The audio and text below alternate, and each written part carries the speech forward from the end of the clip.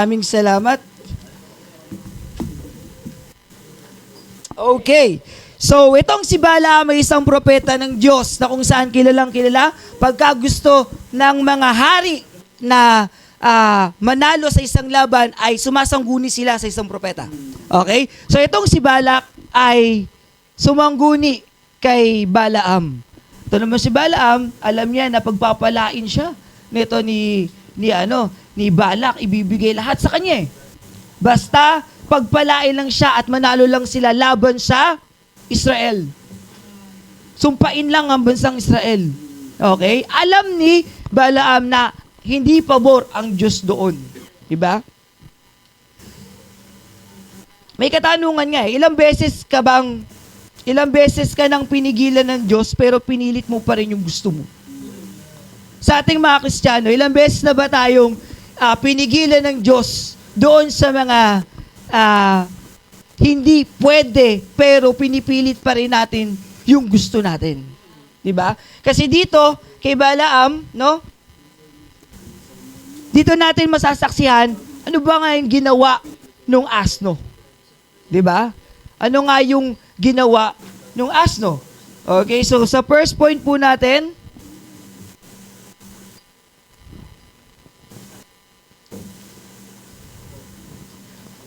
ayan, okay. So first point po natin, pusong pasaway. First point, alam ni Balaam ang kalooban ng Diyos, ngunit pinilit pa rin niya yung gusto niya. Ang kanyang puso ay pasaway at hindi submissive. Alam niya na malaki yung ibibigay sa kanya ni Balak, pero gusto pa rin pumunta ni Balaam doon. No? Alam niyang mali, pero naghanap na baka sakaling payagan. Diba? Baka sakaling payagan ako eh. Sige, punta ako. Diba? Pero alam niya na ayaw ng Diyos yun. Pero pinipilit pa rin niya yung gusto niya. Minsan, pinapayagan tayo ng Diyos, hindi bilang pagsang-ayon, kundi bilang pagtuturo. Diba? Permissive will. Pinibigay pa rin ng Diyos sa atin, pinapayagan pa rin tayo, inaalaw pa rin yun, pero hindi yon yung gusto niya. Kundi pinapakita, tinuturo sa atin na, yan, matigas mukha mo eh. Diba? Pasaway ka eh. Diba? Ayaw na nga, bawal na nga, hindi pa nga tama, pinipilit pa rin yung gusto, hindi pa nga oras. Amen? Diba? Hindi pa nga oras, pero pinipilit pa rin. Tulad sa mga young people, no? Pero wala ang ganito sa young people. Gusto ko siya eh. Ganda talaga niya eh. Ang ganda na sis. Oo. Ang guwapo naman talaga nito ni Raydel. Pag niligawan ako niyan, sasagutin ko na yan. Diba? Oh. Wala pa nga doon sa tamang oras. Pinilit ang gusto. Sige, tara, tayo na. Nag-aaral pa. Wala pang maayos na trabaho. Pero pinipilit ang gusto. Ayan, sige, tayo na. Huwag natin papaalam kay pastor, ha? Magagalit yun. Huwag natin papaalam kay Sergeant kasi pagagalitan tayo nun. Diba? Secret lang, tayo lang. Oo. Ayan, tayong tatlo lang, diba? Oo. Diba? Love triangle, Brad. No? Kasama natin ang Diyos. Diba? Kita mo, inalaw nga, naging tayo, diba? Basta tayo lang nakakaalam na ito. Maya-maya, wala na sa church, di na nagsisimba. Diba? Wala na pala. Pagbalik nila, may kasama ng isang maliit. Diba? Meron na palang anak. Diba? Kasi hindi nakikinig. Inalaw ng Diyos, alam niya na bawal, sinunod pa rin ang gusto. Diba? Kasi na-attract eh. Diba? Ang mundo kasi, ina-attract lang tayo. Ang mundo, pinapalasap lang sa atin, masarap yan, maganda yan. Masarap yan sa umpisa. Diba? Pero pag yan ay tumagal, ganun din ang labas niyan.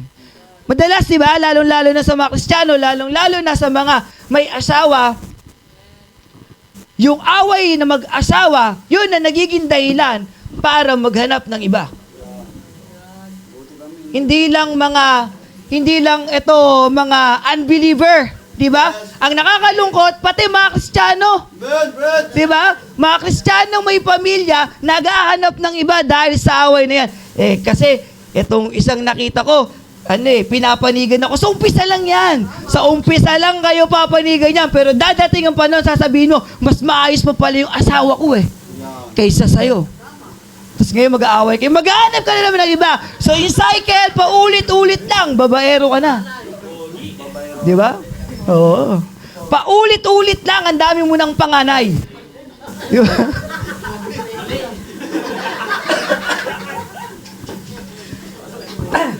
Kasi alam nating mali, alam natin na ayaw ng Diyos, pero pinipilit natin ang gusto natin kasi maganda yung offer sa'yo Hindi ka opera ng mundo ng pangit.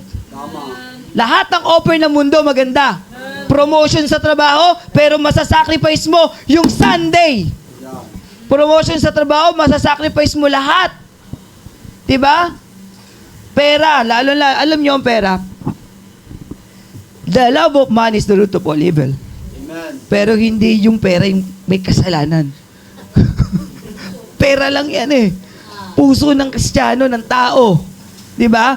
Puso mo yan. Ibig sabihin, yung pagmamahal mo sa pera ay naging kasalanan mo. Minahal mo siya. So, nasasacrifice yung pagmamahal mo sa Diyos dahil sa pera. Hindi ka pwedeng mag-serve sa mammon and then magsaserve ka kay God. No! You cannot serve two masters at the same time. Yun ang sabi ng Bible. Kaya, pusong pasaway. Diba? Kahit pinipilit mong gusto mo, kahit may malinaw ng babala, huwag mong isipin na katahimikan ng Diyos ay pagsang-ayon niya. Ang pagsuway, kahit mukhang mabuti, ay pagsuway pa rin, kahit alam mong mukhang mabuti. Magiging maganda naman ang buhay namin pag sinunod ko yung boss ko, papasok ako ng Sunday, malaki offer niya, mapopromote ako, pero masasacrifice ko naman yung Sunday ko. Diba? Dali yun. Unahin pa rin natin ang Diyos. Unahin pa rin natin yung ministry. Unahin pa rin natin siya. Diba? Kasi yung crush ko, niyayaya ako punta daw kami ng festival, lilibre niya ako. Sunday! Uunahin mo ba yung crush mo kaysa sa Diyos? Diba? Ang matindi, Brad, leader ka pa. Tapos, sabi, punta ka dito sa festival, ililibre ka dahil lang doon, pinagpalit mo ang Diyos. Mamimingwit. Diba? Pusong pasaway, ang mundo talaga, sobrang galing yan Yung offer na bigay niya, lahat ng uso ibibigay sa'yo. Kala nyo, minsan, hindi lang ganyan ng offer, pati TikTok, ginagamit ng Diablo. Diba? Ang mundo, ginagamit ang TikTok, ang Facebook, ang lahat.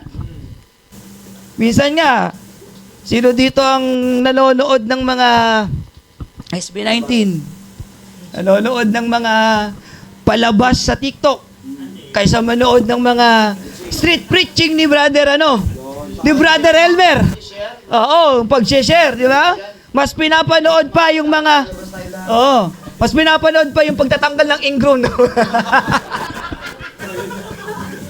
Kasi yung mga nangangaral ng salita ng Diyos. Pati yung paglilinis ng mga madumi, tapos ay may mawawala na yung dumi dahil nilinis, di ba? Mas gugustuhin pong panoorin yun kaysa sa mga pagka na-scroll na, nagsalita ito na naman si Brother Elmer, nag-street preaching na naman. Ay, hindi pinapanood, Brad. Ini-scroll. Pero yung pangangaral na salita ng Diyos, kasi meron din sa TikTok yan, yung mga live preaching, yung mga, minsan, ang tawag nun, minsan kinakat nila yung worship, yung preaching, tapos pinopost nila, di ba? Tapos may magandang aral na nakukuha. Ayan. Pag nakita na nila, ito pa, scroll na agad. Iba na ang papanoorin, di ba? Yung pabor sa kanya. Kasi di ba, lust of the flesh yan Lust of the flesh, lust of the eyes, and pride of life. Yan yung mga gusto ng Diablo. Yan ang ino-offer ng mundo. Para lang tayo ay mawala. Diba? Pusong pasaway. Yan ang ino-offer. Katulad kay Balaam. Yan ang ino-offer sa kanya. Biruin mo, magiging famous itong si Balaam, bibigyan siya ng, gusto niya lahat, ibibigay ni Balak, basta sumpain lang niya yung bansang Israel. Amen po ba? Yan. Tayo po ba ay merong pusong pasaway? Wala naman, oh. Meron bang pusong pasaway dito? Ayan, okay. So, next point natin ay pagpipigil ng Diyos. Verse 23 to verse 27. And the ass saw the angel of the Lord standing in the way, and his sword drawn in his hand. And the ass turned aside out of the way and went into the pit, and Balaam smote the ass to turn her into the way. Biruin mo, ayaw nung ass nung sumunod kay Balaam. Kaya ang ginawa ni Balaam, pinalo niya itong ass, di ba? And when the ass saw the angel of the Lord, she thrust herself unto the wall and crushed Balaam's foot against the wall, and he smote her again. And the angel of the Lord went further and stood in a narrow place where was no way to turn either to the right hand or to the left. And when the ass saw the angel of the Lord, she fell down under Balaam, and Balaam's anger was kindled, and smote the ass with a staff. So 3 beses sinarang ng Diyos yung daan ni Balaam. Una, sa maluwag na daan. Pangalawa, sa ubasan. Pangatlo, sa makipot na daan. Yung wala na talagang pupuntahan, left or right. Amen. Diba? Pero, itong si Balaam, matigas pa rin, no? So, ano ang nangyari?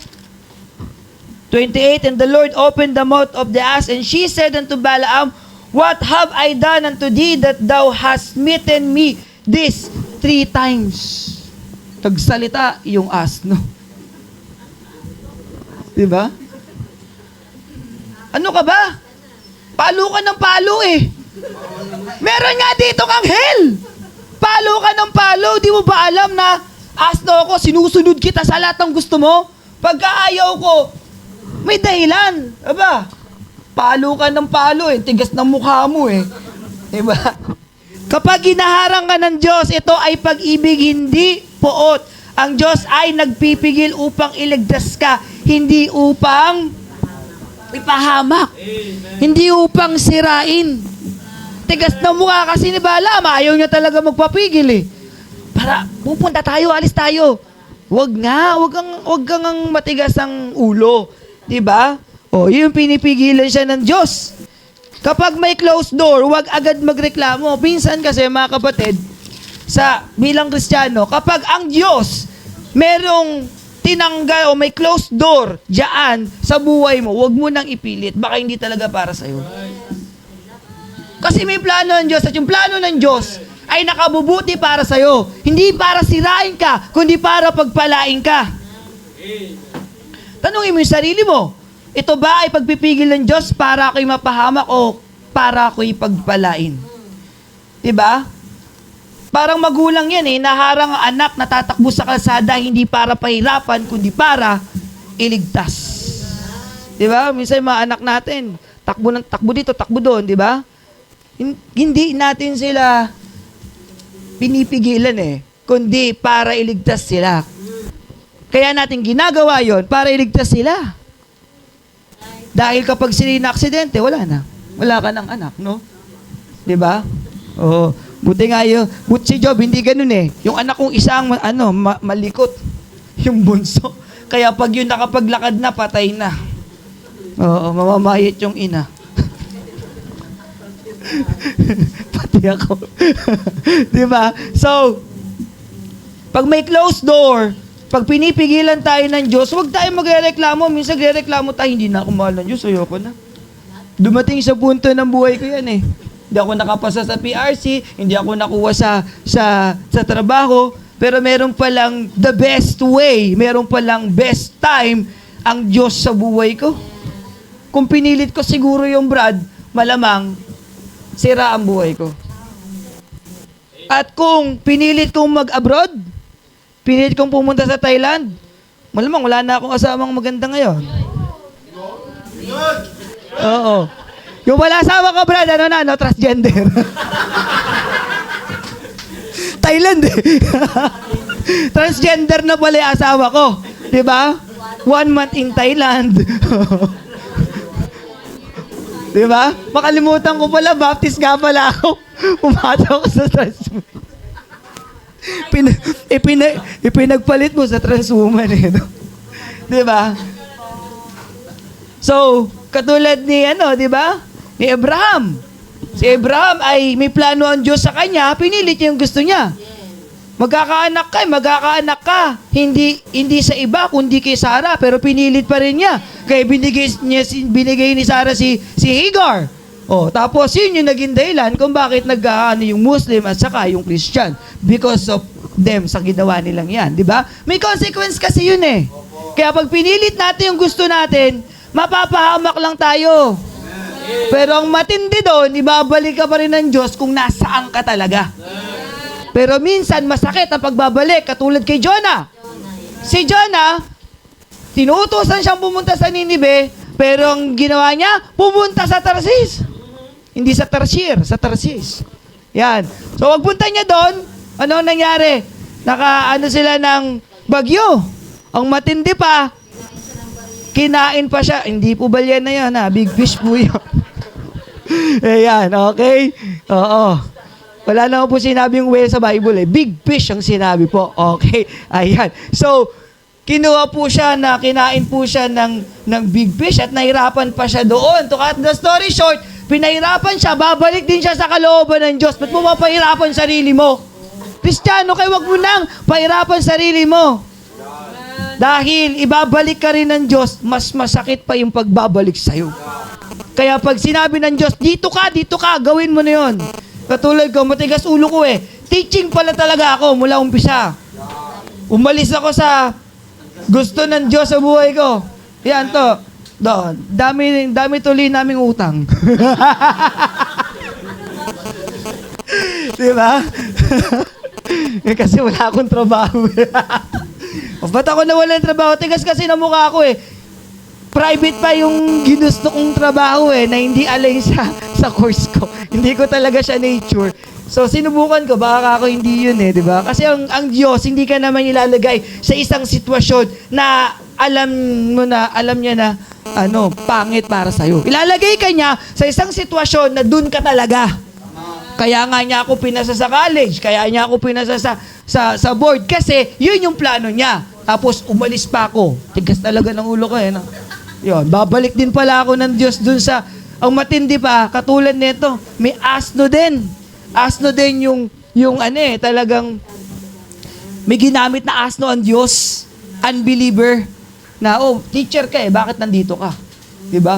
Sabihin ba naman sa akin na bakit ako nasa URC, teacher ako eh. Dapat nagtuturo ko at hindi taga-mando. Diba? Dapat nagtuturo ko, hindi taga-bilang ng truck. Kala niyo yung trabaho ko doon masarap. Mukha akong nung gusgusin. Di ba? Pag may pupuntang truck, receive. Gano'n ang trabaho po doon. Hindi po ako doon manager. Hindi ako manager doon. Yan. Kaya, sabi sa akin ng manager teacher ka nandito ka. Tapos binalik ako ng Diyos sa teaching at yun naman ang masaya. Ayun.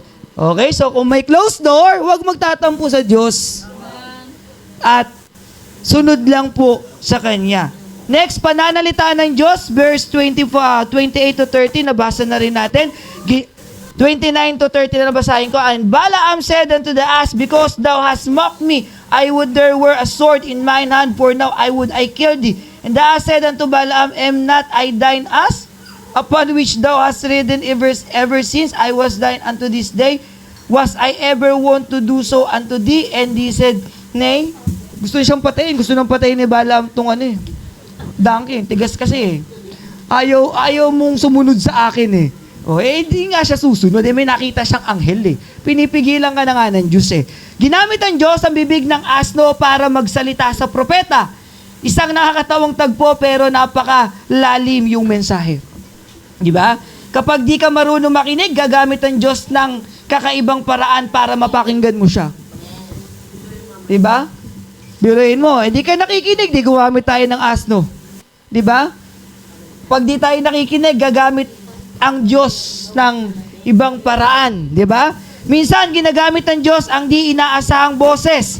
Mga tao sa paligid, magulang, kaibigan, anak, pastor, mga pangyayari, kaibigan, sakit, disiplina. So, yun yung mga ginagamit. May mga ginagamit ang Diyos na boses para lang tayo ay pigilan. Yun yung pananalita ng Diyos. Okay? Sa salita ng Diyos, una, at yung iba, ang mga ginagamit niya, kasi gumagamit siya ng kakaiba eh. Na hindi Bible, kundi yung mga taong nakapaligid din sa atin, mga kaibigan natin, biruin mo, yung sa akin, unbeliever.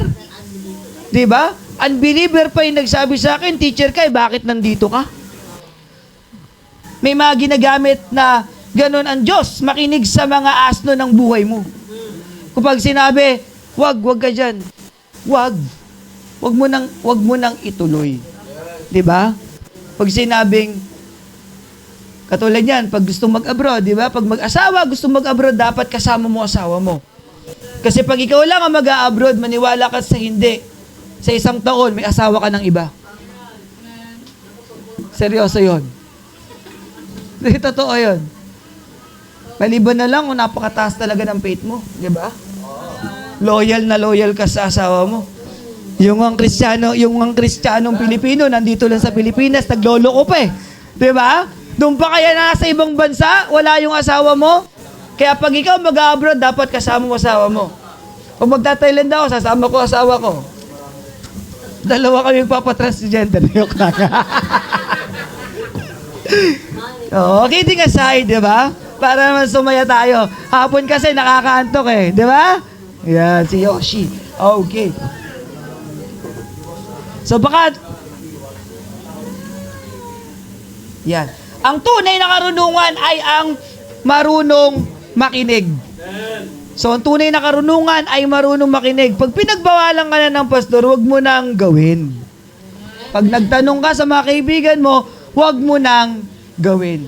Pero lagi natin tatandaan na ang pakikinggan nating asno, yung ginamit ng Diyos, kasi may mga aso sa buhay natin, halika, mag-inom na lang tayo. Diba? Oo, dapat din talaga, yung pakikinggan nating asno, yung alam natin, hindi naman tayo bibigyan ng Diyos ng asno sa buhay natin na ipapahamak tayo eh. Okay? Isang taong hindi pinansin ng payo ng kaibigan hanggang dumating ang matinding pagsubok sa huli, sabi niya ngayong walang narinig ang boses ng Diyos, pero matagal na pala siyang nagsasalita. May mga ganong kwento. 'Di ba? Sabi niya, bakit ngayon ko lang, kung kailan siyang napahamak, doon niya lang narinig yung boses ng Diyos. Yung pala, nakausap niya na yung kaibigan niya at sinabihan na siya, hindi lang siya nakinig. 'Di ba? Tapos sasabihin nila, pinabayaan ako ng Diyos, hindi ko mo lang narinig yung boses niya. Pero yung pananalita ng Diyos, nangyari na. Nasabi na. Hindi mo lang pinapakinggan. Diba? Maraming mga Kristiyano, lalo-lalo na sa mga young people ngayon, no, na hindi marunong makinig sa leader. Sa una, maayos, diba? Sa magulang, lalo-lalo na. Huwag kang magpapagabi, anak. Opo, di po ako magpapagabi. Sinabi, uwi ka na. Oo.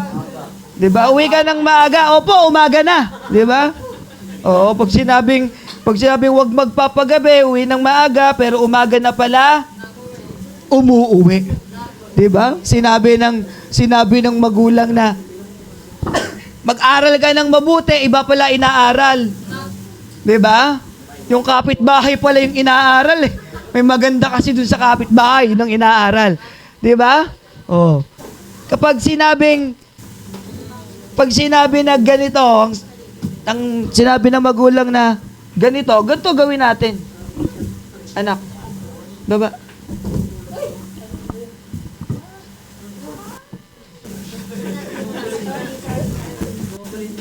May asno sa likod ko eh.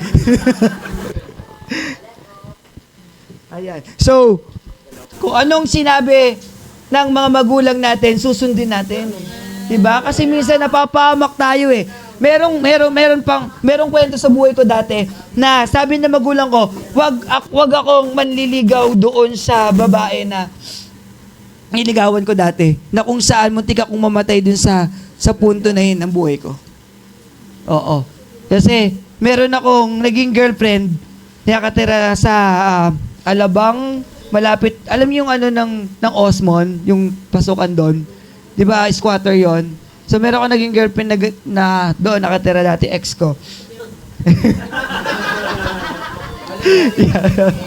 Okay. Tapos, ang nangyari ay meron na obsess sa kanya, tapos nabantaan ko. O sabi nanay ko, wag ako doon kasi nga, ano yun, delikado. Wag ka doon. Wag yun. Hindi ko sinunod. Yan. Kasi yun naman ay ex din ng kaibigan ko. So, wag daw. So, yun na nangyari. Muntik akong mamatay doon, pero may ginamit ng Diyos para makalabas ako doon. Kasi ang pasukan lang doon, isang pasukan, isang labasan. Kung saan ka pumasok, doon ka rin lalabas. So, muntik na ako mamatay doon sa sitwasyon ng buhay kong yun. Na-realize ko talaga na dapat pala nakinig na ako sa nanay ko noon pa lang. Diba? So, kapag tayo ay sinasabihan ng ating mga magulang, mga young people, sunod tayo. Diba?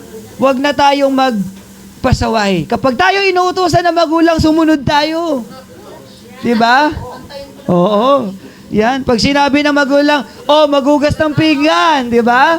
Oo. Alam nyo ba, mga kids sa mga young people, kapag inuutosan kayo ng magulang nyo, training yan. Training yan para sa real life ninyo dahil pag wala na kayo sa poder nila, yun din gagawin nyo eh. Totoo. Kaya dapat nagte-training na kayo. Buti na lang ako nakapasok, bata pa lang ako, 14 years old, nagtatrabaho na ako sa Jollibee. So, buti na lang, may ano manager kasi yung tito ko, kaya kapasok ko, huwag yung galala. Yun, kaya kapag trabaho ka sa Jollibee, yung training ko doon, yun pala yung nagagamit ko ngayon. Multitasking ako ngayon, di ba? Papasok ako sa school, uuwi ako, half day lang kami. Mag-aalaga ng anak, maghugas, magluluto, lahat, maglilinis ng bahay. Di ba training yun sa Jollibee? Kaya yung sa inyo, real life situation, pag kayo'y tumanda na, ganun din gagawin nyo, mas matindi pa, totoo. Di ba? Magmumultitasking kayo, pero pag hindi nyo sinunod, ang magulang nyo, pag dumating kayo sa punto ng ganon, may hirapan kayo. Kasi hindi kayo trained eh.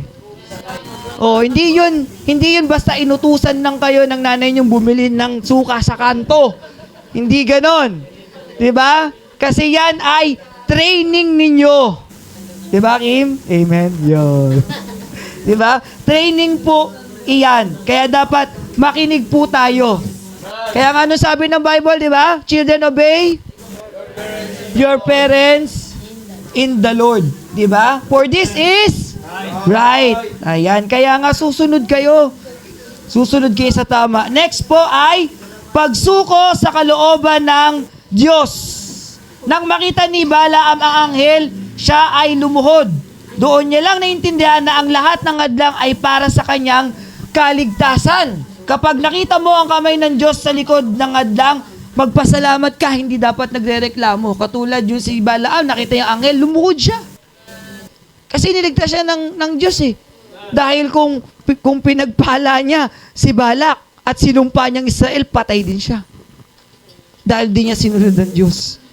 Kaya nga siya ay binalaan eh. Diba? Ang tunay na pagsuko ay hindi lang pagsabi ng Lord sorry. Diba? Kundi Lord, ikaw na ang masunod. Amen.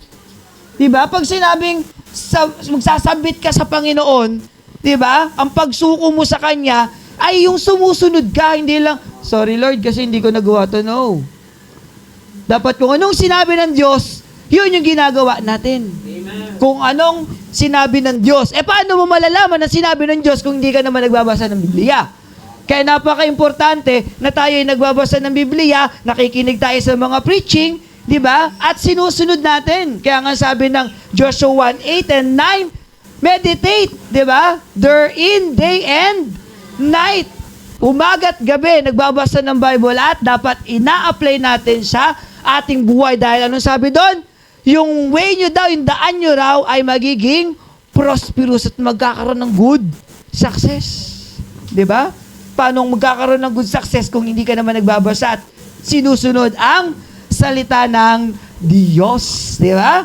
Kaya nga, huwag maghintay ng mapalo ka pa bago sumuko. Diba? Huwag na tayo maghintay. Ang pagsuko sa kalooban ng Diyos ay simula ng tunay na tagumpay. Kapag sumuko ka sa kalooban ng Diyos, kung anong gusto niya, sunod na. Huwag nang hintayin mapalo pa. Pag sinabi ng Diyos, Brother Elmer, pumunta ka sa Mindanao, mangaral ka ng salita ng Diyos sa mga Muslim doon, abay, mag-street preaching ka sa Hulo. Ayan. Pag sinabi ng Diyos, di ba? Oh. Who shall I send? Sasabihin ng Lord. Dapat sasabihin mo, Here my Lord, send me. Di ba? Sama mo si Sister Karen sa Hulo. Yan. Doon sa may mga nakatutok na barel. Yan. Mauna siya muna. Susunod ka na lang, bro. Ayan. Di ba? So kapag tayo tinawag ng Diyos, tayo ay sumunod. Sumunod tayo sa will ng Panginoon. Napaka-importante talaga dito yung pamilya, no? Sa mga mag-asawa po, kinakailangan, pag nag-aaway ang pamilya, kinakailangan kung ano ang sinabi ng Diyos, di ba? Be angry, sin not. Let not the sun go down upon your wrath.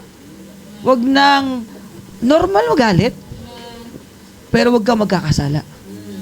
So, kapag nagalit, tapos na yun, di ba? Sabi nga kanina sa preaching di ba? Dapat sabi mo, praise God! Thank you, Lord! Di ba? Hallelujah! O, di ba? Hindi nakikipag-away pa tayo. Kasi madalas, yung pag-aaway na yan, nagsisimula sa maliit, yun din yung nagiging dahilan para magkaroon tayo ng dahilan para hindi tayo makapaglingkod sa Diyos. Kasi unang tinitira talaga ng diablo pamilya, totoo. Lalaki unang-unang tinitira niyan. Sumunod ay babae. Bakit lalaki? Sabihin ng iba. Ang una nagsisimula, babae Hindi nga Babae nga ginagamit ang Diyos para magalit ka Amen. Di ba sabihin ng mga lalaki, bakit lalaki ang unang tinitira? Babae nga ang unang nagsisimula ng away. Hindi. Ginagamit sila para magkasala, kakatulad si Eva. Ginamit si Eva. Ka, kainin mo to. O, kaya nagkasala. Amen? Diba? Kaya nagkasala. Sino ba unang kumain? Lalaki ba? Si Adan ba unang kumain? Babae. Pero ang binilinan, si Adan, inoperan, sarap. Kinain din. Di kasalanan niya. Di ba? Ano na sabi ng Bible? May kasalanan? Si Adan. Pero unang kumain, si Eva. Oo. Di ba? Kaya pag ang lalaki, lutang na, di ba? Kapag ang lalaki ay mahina ang pagpapasensya, yan. Kapag ang lalaki ay sumusugod agad, yan.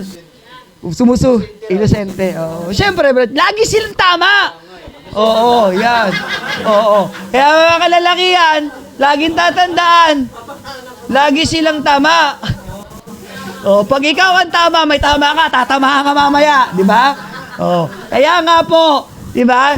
Sa mga kid, yung mga lalaki, kailangan mapagpasensya tayo. At the same time, di ba? Kapag alam natin na nagkakamali na sila, Word of God. Huwag yung sarili ninyo. Oo. Totoo yan. Nangyari yan sa akin na Word of God ang ginamit ko. Doon ako nanalo, Brad. Amen? Alam mo na, Brother Elmer, yun. Brother Brian. Di ba? Brother Joe.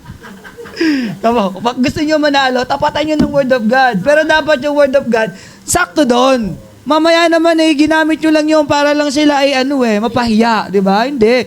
Kung alam nyo, yun na yung sinasabi ng Biblia, sabihin nyo na sa kanila, mananalo kayo. Minsan lang manalo, okay na yun. Pagbigyan mo na ako. Yari, tatamahan ako na ito mamaya. Minsan Brad, kahit sinasabi mo sa Bible verse, ayaw pa rin Ayaw pa rin, Brad? Sabay kayo mapalo. Ayan, di ba? So, ayan. So, isang batang ayaw magpahawak sa tatay habang tumatawid hanggang muntik masagasaan pagkatapos kusang humawak. Alam niyo yung batang ganon?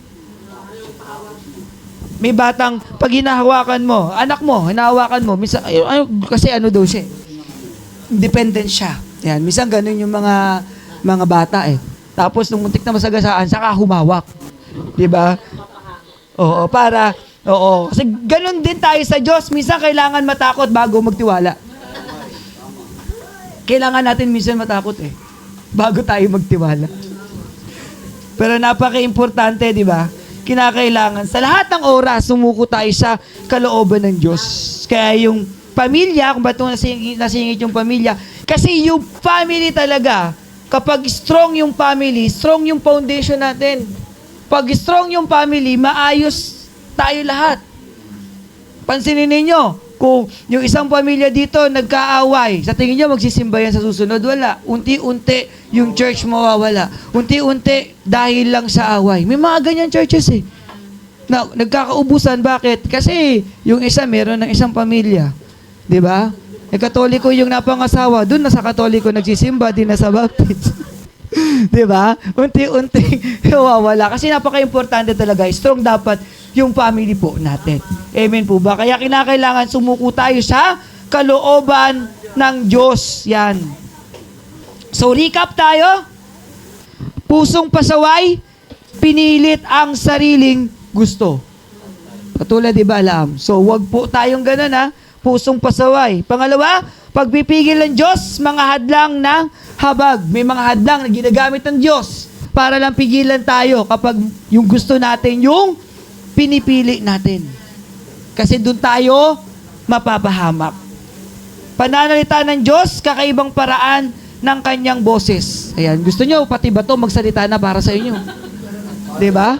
Oo. Nasa Bible yon, bato. Diba? Oo, gusto nyo, tain na lang. Diba? Ang magsalita. Okay. Oh, bakit? Wala imposible sa Diyos. Baka gusto nyo, electric pa na magsalita para sa inyo eh. Diba? Matigas kasi ulo. O, yan. Pang-apat, pagsuko sa kalooban ng Diyos. Tanging daan tungo sa biyaya. Para magkaroon ng biyaya, para maging maayos ang pamilya, kinakailangan sumuko sa kalooban ng Diyos. Pag tinawag kang magbisyon ka. Diba? Pag tinawag kang mangaral ng Diyos, mangaral ka. Huwag nang tatanggi-tanggi. Sabi pa, hinihintay ko kasi yung kalooban ng Diyos eh. Nagsasalita na nga ng Diyos sa buhay mo, hindi mo pa sinusunod eh. Diba? Ginagamit na nga ang salita ng Diyos, ayaw mo pa rin makinig. So challenge natin dito, marahil hindi astong ginamit ng Diyos sa'yo, baka isang sitwasyon, isang tao o isang kabiguan. Ang tanong, nakikinig ka ba? Kung kaya ng Diyos gamitin ang bibig ng asno, kaya rin niyang gamitin ang buhay mo para sa kanyang glory. Para sa kanyang kaluwalhatian. So dapat kinakailangan makinig lang tayo sa Diyos. Kailangan makinig tayo sa mga asno ng ating buhay. At ang ating buhay gamitin natin para sa kaluwalhatian ng Diyos. Hindi para sa kaluwalhatian ng mundo. Baka pupunta lang tayo sa simbahan tuwing Sunday, Sunday lang tayo mabait, pero pagdating ng Monday to Friday, Saturday, iba na tayo. 'Di ba? Baka yung offer ng mundo sa atin, mas inuuna natin kaysa sa pinag-uutos ng Diyos. 'Di ba? Huwag tayong masilaw sa pera. Huwag tayong masilaw sa offer ng mundo. Kasi mas matindi yung offer ng Diyos sa'yo. Diba? Yung ang buhay na walang hanggan, hindi mo mabibili ng pera yan eh. Yun ang binigay sa'yo ng Diyos eh. What more pa ang kaya i-offer? Mansion sa langit. Diba? Sumunod ka lang. Gusto mo bang masabihang, thou good and faithful servant? Sundin natin ang Diyos. Seek you first the kingdom of God and His righteousness, and all these things shall be added unto you. Unahin natin ang Diyos, at ang Diyos ang bahalang magpala sa atin. Kaya makinig po tayo sa asno ng buhay natin. I hope na napagpala po tayo sa hapon pong ito. Dahil kung hindi, baka yung electric pa na magsalita para sa'yo. Okay, so tayo po ay umukot manalangin. Yes, Heavenly Father, O Lord, thank you, Lord, for your word. Thank you, Lord, sa inyo pong salita at pinagkakatiwala po namin lahat-lahat sa inyo pong dakilang pangalan. Thank you for everything. We surrender all to you in Jesus' name. Amen.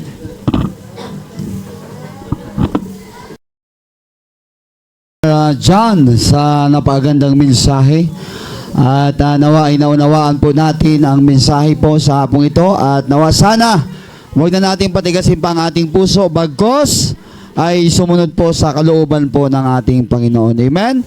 Huwag nating piliin ang kalooban natin kundi lagi nating piliin ang kalooban ng Diyos sa ating buhay. Sana ba yung ating tawagin natin si Pastor Ronald Tuto. Okay, thank you so much po, Brother John, for that very